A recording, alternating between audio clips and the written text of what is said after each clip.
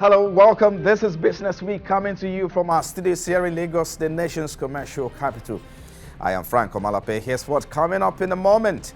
President Tinubu orders implementation of fiscal policy and tax reform committee's report. Plus, federal government assures business community of improved foreign exchange liquidity. And finally, on Monday, the Federal Executive Council proposes 26.01 trillion for the 2024 fiscal year for submission to the National Assembly, as revenue is projected to rise to 24.54 trillion from 11.86 trillion naira projection in 2023. So, what is the implication of these on the economy? Well, these and many more are what to expect today on the program.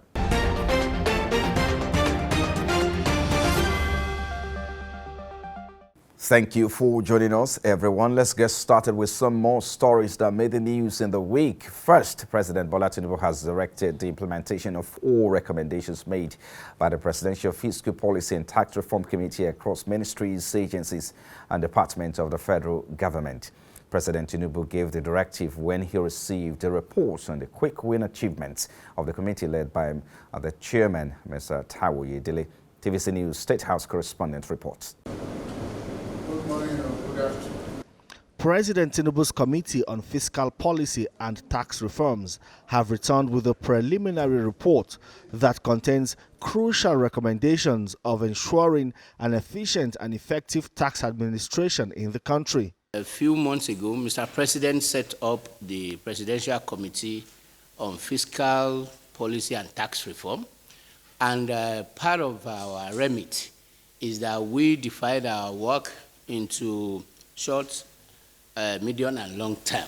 Now, the committee's assignment to reform the tax administration has gotten to a critical stage, which will include addressing multiplicity of taxes and working with the subnationals to achieve a single-digit tax at all levels of government. Speaking to traders, Matan, and they said to us, people selling pure water in the market they call it tickets, 7 tickets every single day. Why should someone who is just trying to, hawk pure water to keep body and soul together have to pay 7 taxes on a daily basis? It doesn't make a lot of sense to us. President Tinubu's spokesman says the framework for the implementation of the tax committee's recommendations has already been activated. The president have also given clear directives in this regard, and this will be coordinated by his special advisor on policy. The president directed the special advisor to the president on policy coordination to liaise with the secretary to the government of the federation and the chairman of the tax policy review committee to ensure that the recommendations of the committee are swiftly and immediately implemented across all ministries, departments, and agencies of the federal government. The Presidential Committee understands that reforming the country's tax laws may not be easy as pie. Introducing tax reliefs will give more applause to the federal government. But Nigerians are still curious to see how President Bola Tinubu's administration intends to achieve an 18% tax to GDP ratio within 3 years, without putting a strain on small and medium-scale businesses, and also how the money generated will be used to work for growth and development. Femi Akonde, TVC News, Abuja. Away from there now, President Bola Tinubu has assured the country's business community that efforts are underway to improve foreign exchange liquidity. The president, speaking at the 29th Nigerian Economic Summit, said his administration will honor every legitimate contract with respect to the nation's foreign exchange obligations. Lara Folanyo has details. The 29th Nigerian Economic Summit, the president is a special guest of honor here. He highlights ongoing economic reform efforts, adding that challenges occasioned by removal of fuel subsidy and exchange rate unification are only temporary, as efforts are continuous in ensuring they are eased. The president also adds that his government is committed to giving Nigerians improved livelihoods and a level playing field for all. He adds that he is confident that by working closely with the private sector, financing the country's infrastructure stock can be achieved in the shortest possible time. He also assures of government's commitment to meeting its foreign exchange obligations. Championing a credit culture to create an inclusive economy for all of us, to discourage corruption, in addition to strengthening the effectiveness and efficiency of our anti-corruption agencies. Our government is committed to delivering improved livelihood and positive economic outcomes which Nigeria can tangibly feel and experience. The president also made known that the implementation of the student loan program, which was signed into law earlier this year, will begin in January next year. He sought the private sector's support in driving economic growth while also asking that deliberations at the summit bring about recommendations that will help actualize the nation's economic development objectives. By January 2024, the new student loan program must commence.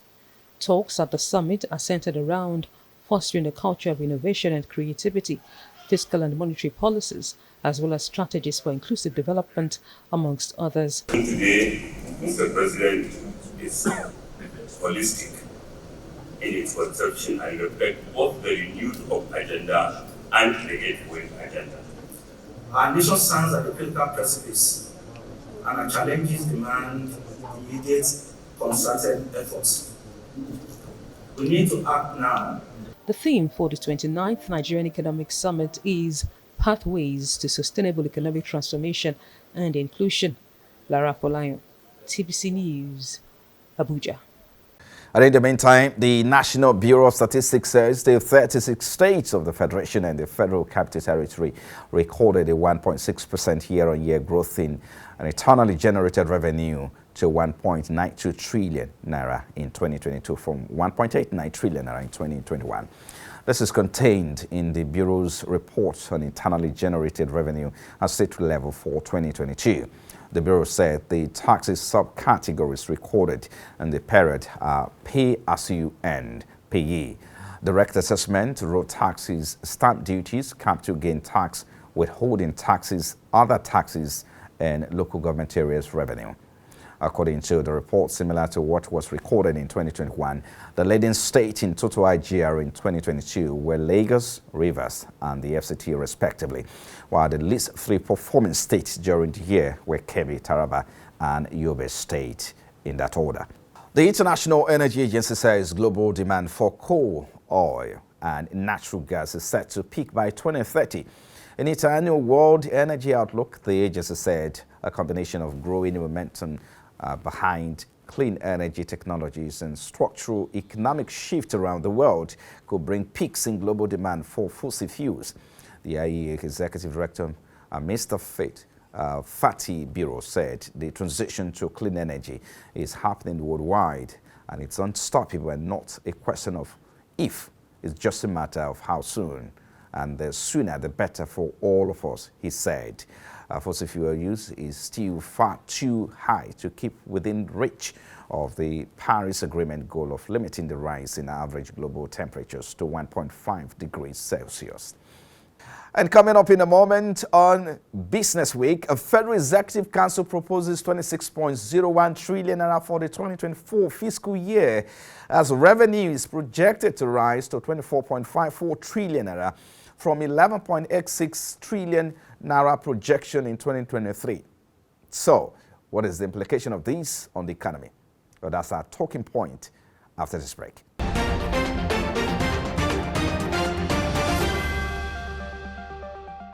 There is an ongoing process under the leadership of the Honorable Minister for Budget and Economic Planning to basically review all our things and plans to align them with the greater ambition and of the new administration. And as these come to fruition, we would revisit. The public have an expectation that we should do better, in the sense that we should generate more revenues, we should ensure expenditure efficiency, because this influences the allocation decisions of our private sector and many other developmental partners, and indeed the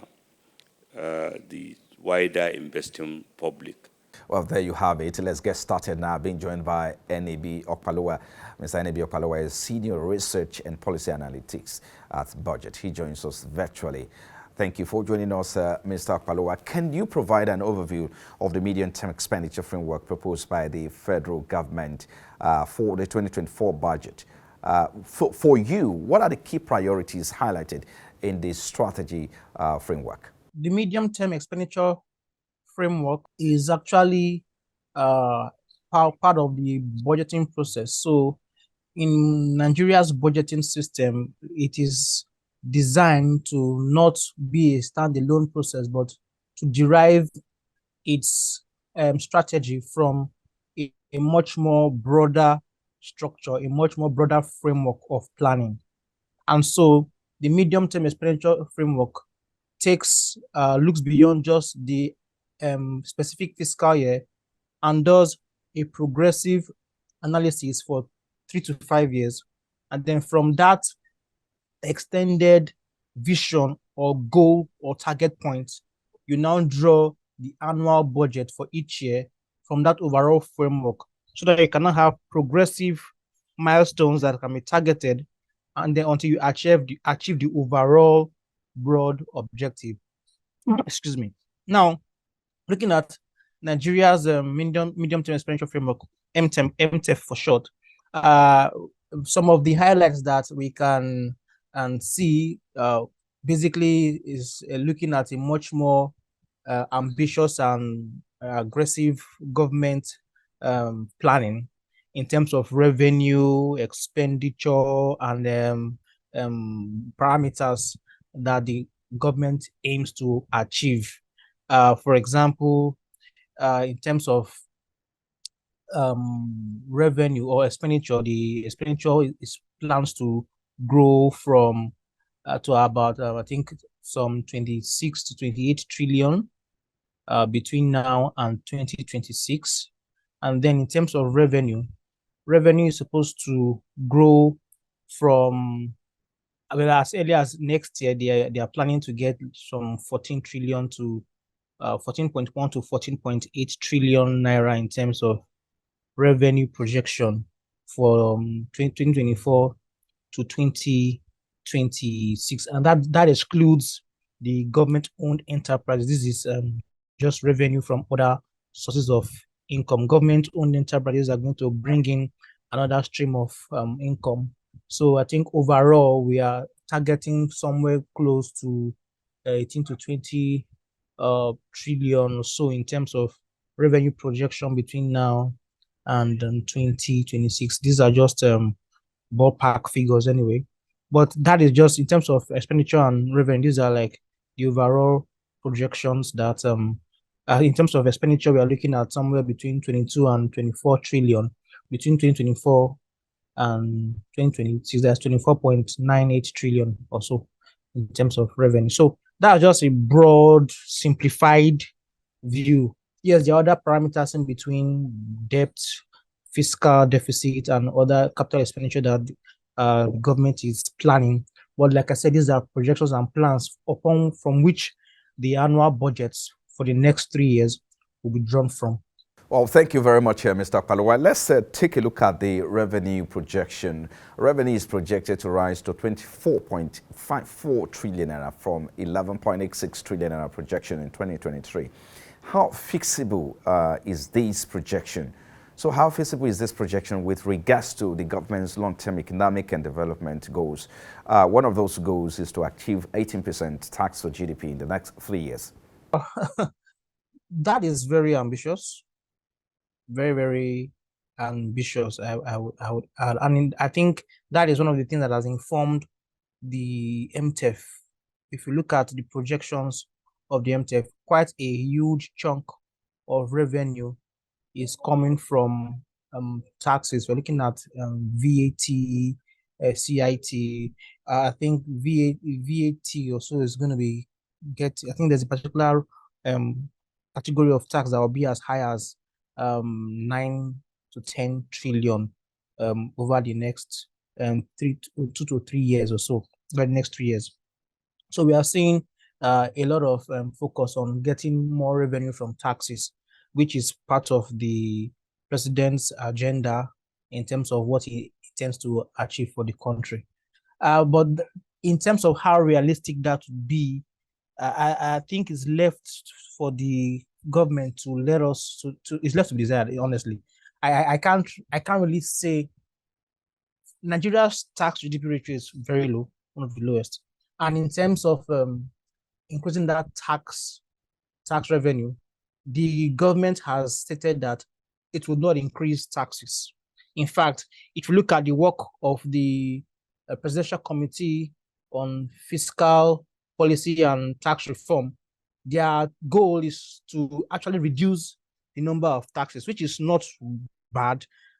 In fact, they've analyzed and seen that across all the levels of government, majority of tax revenue comes from no more than 10 taxes or 10 tax categories.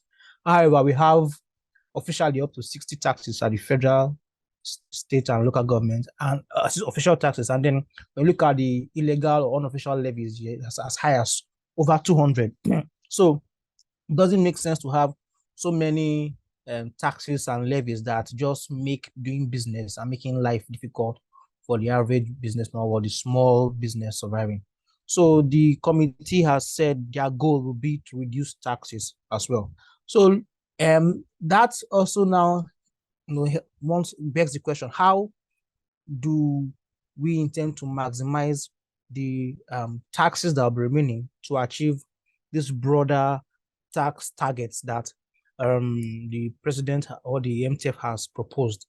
I can say that we will have to let I think the officials in government to do much of the explanation.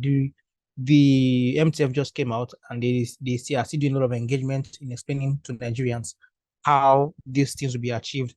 Well, critical to this expenditure framework is that the president wants speedy passage of the budget before the year runs out. So a lot of works are required here. But let's look at the details provided in the allocation rather of funds in the proposed budget. First, the FEC pegged the price of crude oil at $73.96. Exchange rate is at around 700 US dollar. I beg your pardon. 700 naira to $1 and oil production at 1.78 million barrels per day. So what's your outlook on this projection? Talk to us about this. Looking at the benchmarks, 2024 price of crude oil is pegged at 73.96. So, and for 2026, $69.9. All right. I think it's quite modest, and I think for that, in my opinion, that's fair, because Nigeria has a policy to always place the benchmark below the prevailing market rates to allow for much more pragmatic planning, and also give the country some room to fund frameworks like the sovereign wealth fund or the excess crude obtained from crude oil sold above the benchmark. That window, the revenue from that window will be translated to the excess crude account. So giving us a $73 per barrel or $74 per barrel compared to a prevailing rate of about 88 means that we're going to have at least $10-15 if the average price remains at that level. So which is quite modest. 78 to in 2024 to 1.78 million barrels per day to 1.81. Presently we are 1.3. That is as at September 2023, we are at 1.34 million barrels per day. And that is because of issues like theft, oil theft, and then investments in the oil and gas sector. If these issues are not addressed, even if the price of oil goes to as high as 120, we may not be able to get the best benefits in best output from our oil production.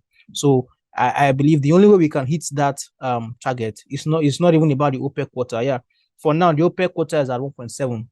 We have the ability the freedom to produce as much as 1.7 million barrels per day. However, we are not doing that right now. We are doing just 1.34.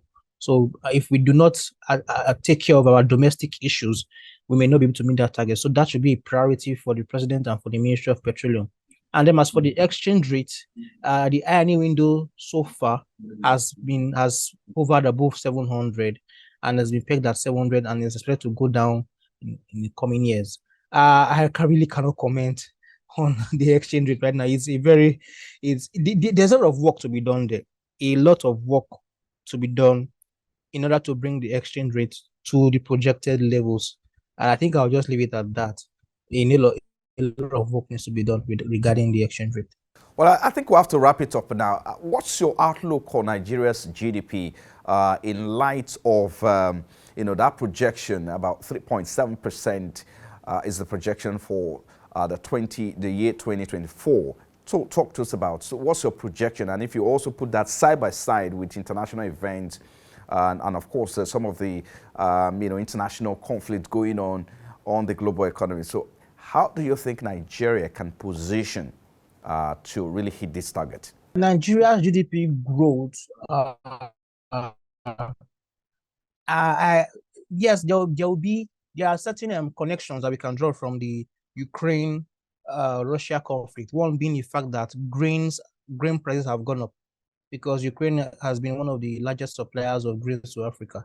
So grain prices have gone up, and that has also fueled food inflation. And then if you look at the Israel-Hamas conflict, that also adds some Middle East risk premium to uncertainty regarding crude oil price, depending on how that conflict evolves, or if it expands, which we hope it doesn't, then it could affect crude oil price. And then if that happens, then that can influence Nigeria's oil revenue. All right. So if the dynamics influence crude oil price that to the extent that it goes up, yes, then it will be positive for Nigeria's crude oil revenue. But if it happens in a way that the prices go down, then it's not go well for Nigeria's oil revenue, and then that might affect our GDP. But on the overall, I think one of the things that we need to do to ensure that our GDP grows is to continue to expand on the gains in the non-oil sector. All right, we have soil minerals sector that has a lot of potential that we can expand upon. We have other lucrative and other promising areas that we can capitalize upon and build to make Nigeria much more competitive. Address insecurity across the country, from insurgency to terrorism to banditry and kidnapping. Address these issues so that Nigeria will be a much more conducive location for business, and then do a lot, all that we can to harmonize our exchange rates and sanitize that area. Or if that is not done, investors might still be able to come and put their money in our economy, so because they may not be sure of how they can repatriate their profits. So I think these are things that we should focus on domestically. As for who fights who outside Nigeria, there's really little we can do about that. If the war stops, good. If another war springs up, we probably may not be able to control that or stop it. Within Africa, we've had coups that have come up. When there was a coup in Gabon, was it Gabon? Yeah, one of the Central African countries. It affected the price of metals also. Aluminium, bauxite went up. All right, so there are some of these things we may not be able to control, and perhaps we should not focus on what we cannot control and focus on issues that are within our jurisdictional parameters, so that we can ensure that our economy is conducive enough for business and it will grow. I think that's where I put that. You've been watching Business Week coming to you from our studios here. So just before I let you go, the National Bureau of Statistics says the average price of 5 kilograms of cooking gas increased from 4,115 naira 32 kobo recorded in August 2023 to 4,189 naira 96 kobo in September 2023. This is contained in the Bureau's Cooking Gas Price Watch for September 2023 released in Abuja. The report shows that the September price represents a 1.81% increase compared to what was obtained in August 2023. However, the average price of 5 kilogram of cooking gas decreased on a year-on-year basis by 6.3% from 4,474 naira 48 kobo recorded in September last year to 4,189 naira 96 kobo in September this year. Well, and that's our show today. Thank you so much. We're back again next week. I am Frank Omalape. I'll see you again.